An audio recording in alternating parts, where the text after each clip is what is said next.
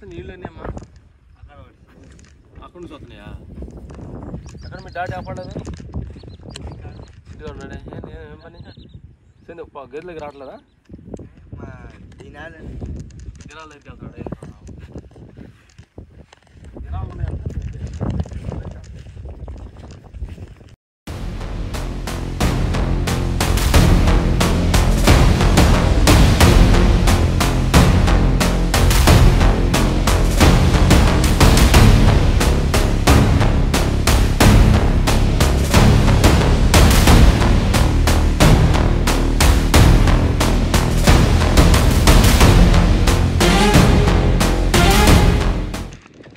నా పరమాత్మ స్వరూపులారా,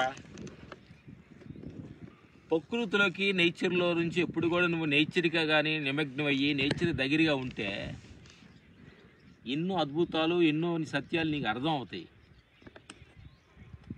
మనం రాసుకున్న సిద్ధాంతాలు మనం రాసుకున్న ఈ పద్ధతుల ప్రకారం చాలా కండిషన్గా బతుకుతున్నారు చాలామంది. నా పరమాత్మ స్వరూపులారా, నిజమా భగవంతుడి తత్వం కండిషన్ లేని లైఫ్, స్వేచ్ఛగా జీవించాలి మనిషి. అదే భగవంతుడు నచ్చిన విధం అన్నమాట. ఈ కాలంలో మనమే రాసుకున్నాము, ఇది రావు కాలం, ఇది మంచి కాలం, ఇవాళ మంచిది రేపు మంచిది కాదు అని కొన్ని సిద్ధాంతాలు మనం రాసుకొని తప్పులేదు. అది కొన్ని వాళ్ళకి అనుకూలంగా ఉన్నవాళ్ళు వాళ్ళు చేయొచ్చు. కానీ చిన్న చిన్న పనులుగా పొద్దున్న లేచి జాబులకో పొద్దున్న లేచి ఈ బతుకు దానికోసం పరిగెత్తడం కోసం ఈ సిద్ధాంతాలు, ఈ రావు కాలాలు మంచి కాలాలు టైం పెట్టుకుంటే నీ జీవితం చాలా కండిషన్గా అయిపోతావు. నువ్వు స్వేచ్ఛగా మనం ఉండాలి. అందుకని నా మిత్రులారా, ఇది తప్పు నేను అంటలేదు. ప్రకృతితో కానీ నిమగ్నం అయితే, పంచభూతాలు నిమగ్నం అయితే ఏమి నిన్ను అడ్డు రావు.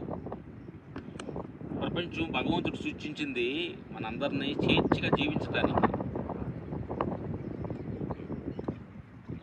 అది వదిలేసి మన కండిషన్ లైఫ్ పెట్టుకొని చాలా ఇబ్బంది పడుతున్న ప్రేక్షక దేవుళ్ళందరికీ మా అభిప్రాయం చెబుతున్నాం. ఇది కరెక్టా కాదు, తప్పు అని కాదు. భగవంతుడు అన్ని రోజులు మంచి రోజులే సృష్టించాడు. అంతా మంచిగా సృష్టించాడు. చెడు అనేది ఈ ప్రపంచంలో లేదు. మనం మంచిగా ఉంటే అందరూ మంచిగా కనిపిస్తారు. మన దృష్టి లోపమే తప్ప సృష్టి లోపం కాదు.